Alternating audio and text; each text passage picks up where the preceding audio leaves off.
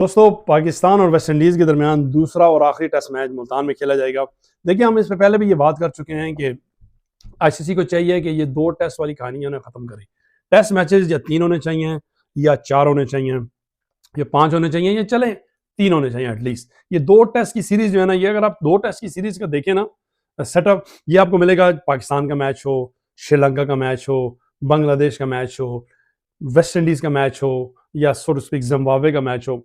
आपको जो 2 टेस्ट की सीरीज जो है ना, जहां पे रिसीविंग एंड की बात कर रहा हूं, ये इंग्लैंड का नहीं होगा, ऑस्ट्रेलिया का नहीं होगा, न्यूजीलैंड का नहीं होगा और एट टाइम का भी होगा, कभी नहीं होगा साउथ अफ्रीका का, और last but not the least definitely definitely India का कभी भी नहीं होगा।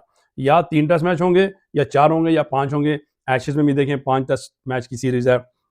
बॉर्डर गवास्कर ट्रॉफी में भी जो है ना 5 टेस्ट मैच की सीरीज है। और इसी तरह जो है ना और भी अगर आप कोई देखें मैचेस के उसमें जो है ना या तो ये क्रॉस द बोर्ड, अगर आप ये टेस्ट चैंपियनशिप का अगर आप स्केड्यूल देखें जो 2027 का होगा, 26-27 का, 25 से लेकर 27 का, उसमें जो है ना पाकिस्तान जैसी टीम सिर्फ 13 मैचेस खेलेगी। तो ये जो है ना फेयर नहीं है, ये इक्वली होना चाहिए या एटलीस्ट थोड़ा बहुत फर्क हो तो आई अंडरस्टैंड, लेकिन ये नहीं है कि एक टीम जो है ना 13 मैच खेले और दूसरी टीम जो है ना वो 23 मैच खेले या 25 मैच खेले, तो दिस इज नॉट फेयर।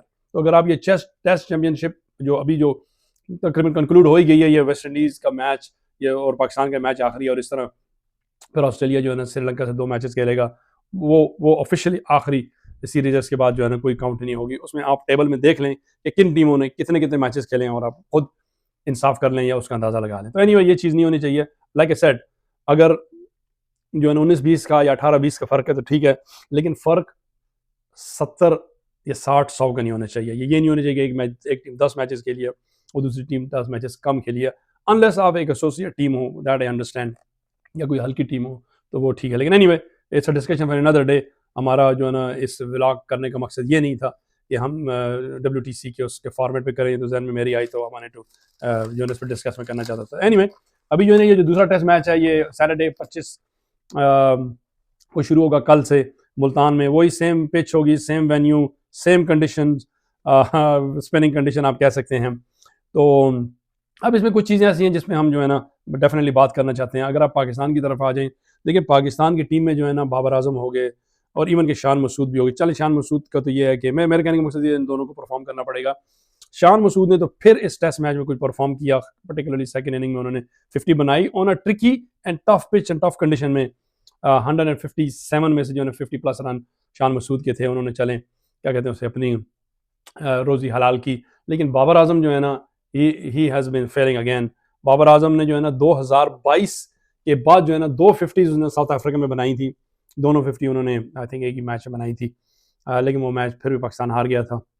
लेकिन ये है कि बाबर आजम को जो है ना will have to pull his socks जिसे कहते हैं इंग्लिश में, और जो है ना उनको परफॉर्म करना पड़ेगा। वो एक बहुत इंपॉर्टेंट पोजीशन पे खेल रहे हैं और ऐसी पोजीशन है जहाँ पे आपको जो है ना परफॉर्म करना पड़ेगा और आके जो है ना स्कोर करना पड़ेगा, अदरवाइज चीज़ें मुश्किल हो जाएंगी, कॉम्प्लिकेटेड हो जाएंगी। तो Babar Azam will have to perform for sure. और जो है ना और शान मसूद का ये है कि उनको ये मैच भी डेफिनेटली जीतना पड़ेगा। ये उनका लिटमस टेस्ट है उनकी कैप्टनसी का, खासकर देखिए उनकी कैप्टनसी जो है ना, उनकी कैप्टनसी या उनका जो सेंट्रल कॉन्ट्रैक्ट में उनका जो एक कैटेगरी आई शुड से, वो कैटेगरी और जो ना आप देखें ना वो कंटिजेंट है विद हिज बीइंग कैप्टन। इसका मतलब ये है कि अगर उनकी कैटेगरी जो है ना वो कैप्टन ना होए तो इनकी कैटेगरी बी चेंज हो जाएगी, ड्रॉप हो जाएगी और हो सकता है टीम से भी बाहर हो जाए। तो इसलिए जो है ना शान मसूद को जो है ना ज़रा इसको ही has to be cognizant about it. मैं आपको पर्सनली बताऊं, एज अ पर्सन मैं जितने प्लेयर से मिला, मैं और हैरी भाई हम जो मिले, शान मसूद जो है ना मुझे वन ऑफ माई फेवरेट, बहुत तमीज़दार बंदा, बहुत नाइस पर्सन, बड़े अखलाक से मिला, पढ़ा लिखा है। Personally we don't have anything against him. बात प्रोफेशनलिज्म की हो रही है, परफॉर्मेंस की हो रही है, मेरिट की हो रही है। तो शान मसूद जो है ना कुछ लोग हम जस्ट रिपीटिंग, कुछ लोग कहते हैं वो अपनी इंग्लिश की वजह से, खैर इंग्लिश तो नहीं कहना चाहिए, इज़ वेरी प्रेजेंटेबल पर्सन, बड़े तमीज़ से बात करते हैं, बड़े पढ़े लिखे जो है educated few players I would say में से एक है शान मसूद। लाइक ऐसा पर्सनली हम बड़ा इनको पसंद करते हैं, लेकिन ऑन रिकॉर्ड जो है ना उनको भी जो है ना ज़रा परफॉर्म करना पड़ेगा, अपने नंबर को और अपनी परफॉर्मेंस को और अपने मेरिट को अप करना पड़ेगा। हैविंग सेड दैट, तो अब जो है ना देखिए जहाँ तक बात है कि इस मैच में एक ही मैच हुआ पहला, उसमें जो है ना किन किन प्लेयर ने परफॉर्म किया है।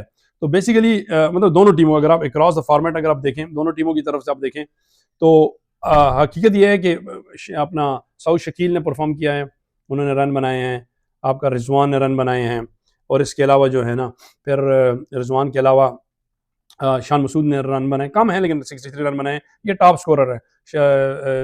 अपना सऊद ने 86 रन बनाए हैं, एवरेज ऑफ 43 की, रिजवान ने 73 रन बनाए हैं, एवरेज ऑफ 36.5 की, और शान मसूद ने 31.5 की एवरेज से 63 रन बनाए हैं 2 इनिंग्स में। और अभी वेस्ट इंडीज़ का अभी प्रॉब्लम यह है कि उन्होंने एक इनिंग में 137 रन किए, दूसरी इनिंग में 123 रन किए, तो उस तरह जो है ना उनकी जो है ना उनका टॉप में कोई इस तरह वो है नहीं। एलेक एथेनेज ने 55 रन बनाए थे, तो उनके अलावा कोई उनका खास वो नहीं है प्लेयर जिनका जिक्र किया जाए as far as batting is concerned. यहाँ पे बैटिंग बहुत ज़्यादा इंपॉर्टेंट है क्योंकि रन ही कम बन रहे हैं। जहाँ विकेट के कॉलम है तो on top of the table आपके हैं जोमिल वारिक, जिन्होंने 10 विकेट लिए हैं।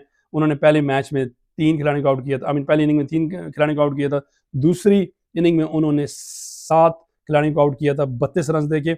और मैं आपको बताऊं ये उनकी जो बॉलिंग है ये 3rd बेस्ट एवर है in Pakistan by a visiting bowler और विजिटिंग टीम के बॉलर।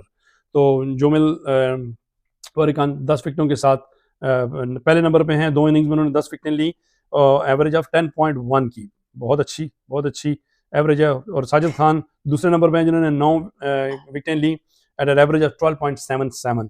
देखिए जोमिल वारिक की एवरेज उनसे बेहतर है। और तीसरे नंबर पे हैं नोमान अली जिन्होंने 6 विकेटें ली हैं 2 इनिंग्स में 13.5, और चौथे नंबर पे आपके हैं इब्रार अहमद। तो ये तो रहा जो अभी तक परफॉर्मेंस रही है दोनों तरफ से विकेट और बैटिंग के कॉर्नर में। देखें अगर ये 6 टॉप जो है 5 पाकिस्तान के हैं, और इसी फॉर ऑब्वियस रीजन पाकिस्तान ने टेस्ट मैच जीता भी है। तो अभी अब आ जाएं वेस्ट इंडीज़ पे। तो वेस्ट इंडीज़ को जो है ना उनकी इनएबिलिटी है, इनके कैप्टन ने भी कहा उनकी इनएबिलिटी है to adapt themselves to the spinning track and spinning condition. और उन्होंने कहा 137 और 123 जो है ना दिस इज़ नो गुड, ये एक्सेप्टेबल नहीं है, ये बहुत कम रन हैं, इतने तो जो है ना 2 प्लेयर्स को बनाने चाहिए। उन्होंने मिसाल भी दी रिजवान और सऊद शकील की उनकी पार्टनरशिप 141 की थी, that was crucial. West Indies के भी प्लेयर्स को ऐसा करना पड़ेगा। और दूसरी चीज़ उन्होंने जो है ना ये भी कहा कि भाई पाकिस्तान की जो स्ट्रैटेजी और पाकिस्तान का कॉन्फिडेंस है जो वो सर्टन है, वो ऐसी विकेटें बना के उनको पता है कि हम जीत जाएंगे, ये बहुत बड़ी बात है। और हकीकत यह है कि आई एग्री कि ये कॉन्फिडेंस या एक दलेरी, देखिए साजिद खान को अगर आप देखें उनको जो उनकी जो आंखें हैं वो जिस तरह वो लगता है कि डरा रहे हैं टीम को। ऑनेस्टली अगर मुझसे पूछे तो मैंने इस तरह जो है ना जो 80s में देखा करते थे वेस्ट इंडीज़ के जो है ना जिसे काली आंधी कहा करते थे, या क्या कहते हैं उसे आप, एक डेंजरस जो है ना वो हुआ करता था जो वेस्ट इंडीज़ के बॉलर डरा के धमका के अटैक करके जो है ना अगले बॉलरों को के छक्के छुड़ा देते थे, टांगें कांपना शुरू हो जाती थी। तो ये साजिद खान जो है ना जो प्लेयर जैसे आंखें दिखाते हैं लगता है अगली टीम को डरा देंगे, लेकिन ये उनका कॉन्फिडेंस है। पर्सनली वेरी नाइस गाय, बड़े अच्छे बंदे हैं।